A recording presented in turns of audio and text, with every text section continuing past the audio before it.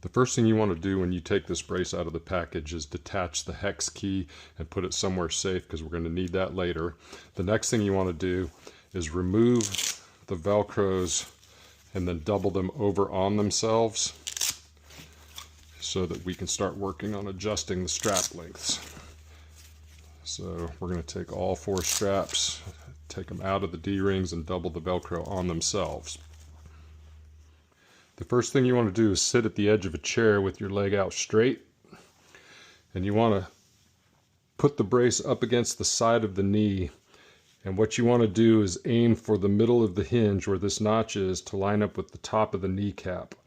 The other thing is you don't want to put the brace on so that the hinge is towards the front of the knee. It needs to be all the way towards the back, so that if you are touching the back of the leg, you are touching the back of this hinge pad. And once you've got that positioned correctly, you're going to come across with this number 1 strap. The number 1 is right here on the button. And this strap is the most important strap on the brace because it needs to be above the calf muscle, almost in the crease of the knee. So by lining the middle of the hinge up with the top of the kneecap, that gets this strap above the calf, and that's the only strap that's really keeping the brace from slipping. And what you want to do is run it through the D-ring and see where you are lengthwise. This is actually a perfect fit because it puts this Velcro tab kind of towards the front where it's easily reachable. If this is too long and it's going all the way around to here, you may need to shorten it. And if the leg is large and this isn't long enough, you may need to lengthen it. So the way you do that is you open this up, take the rubber grip pad off, and now you've got a Velcro on the opposite side of the strap that you can use to lengthen or to shorten. If you have to lengthen the strap, you just release this back Velcro and you just pull out to make the strap longer. And then you want to put the gripper pad back in, and you want to make sure you cover this seam so that that seam doesn't irritate the skin. If you have to shorten the strap, you're going to pull it and double it over on itself. But if you do this, you're going to end up having to cut the strap because this part will get in the way of the D-ring when you try to cinch the brace up, and it'll also make it impossible to cover that seam. So the way we do that is we pull this, get that little Velcro tab off, use your scissors to cut, and when you do that, you'll end up with a shorter strap that you can then put that Velcro back in, cover the seam with the grip pad, and now you've got a shorter strap. I'm not actually cutting this strap because I have to use this brace on somebody. But again, you've got the ability to lengthen and shorten the straps from the back end.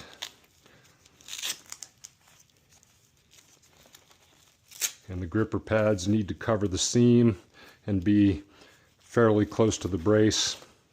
Now that I have this first strap at the right length, I'm going to go ahead and fasten it by just bringing it through the D-ring, doubling the Velcro over, and we can see that we're in perfect position. We're above the calf muscle. The middle of the hinge lines up with the top of the kneecap. The Velcro tab is close to the front of the leg. The back of the hinge is lined up with the back of the leg. So we're very happy with this positioning. We can come down and check the length on this strap now. And when I run this through the D-ring, that ends up being pretty much a perfect fit. This gripper pad is not getting in the way of the D-ring. If the gripper pad was getting in the way, you can always cut this as well. But right now that's a good fit, so we're going to go ahead and fasten that one. We're going to come up and check number 3. These are numbered 1, 2, 3, and 4. There's numbers right on the button. In this case, we're going to bring this one across, and this one actually is a perfect fit right out of the box. So we're going to go ahead and fasten that one, and then we're going to check the top strap. The top strap actually looks like it might be a little long because that Velcro tab is going all the way around towards the back. So I'm going to shorten that. I'm just going to bring it out, take the gripper pad off, release that back Velcro, shorten it a little bit, and then put the gripper pad back on so that it covers the seam. Then we're going to go ahead and close this one. Now this top strap has a tendency to want to sit right on top of this one, and that's okay, but I like to start with a little space between them if possible. We're going to go ahead and Velcro that, and then what we're going to do is just go through and get all the slack out of all the straps. They don't have to be uncomfortably tight, but they do need to be snug. We don't want any slack in the system. And we're going to make sure that this one is nice and snug, because this one, again, has to be above the calf muscle and has to be nice and snug. Now, once we've got the brace on the leg, all the straps are nice and snug, we've got good alignment, everything looks good. Now we're going to take the hex key, and the hex key goes in this receptacle right here. And if we turn the key one way, the brace is going to bend like this, and it's going to push the hinge in towards the knee. It's going to open up the medial compartment. Now, if we're unloading the lateral compartment, we have to turn the key clockwise, which is the other direction, and we're going to bend the brace now this way.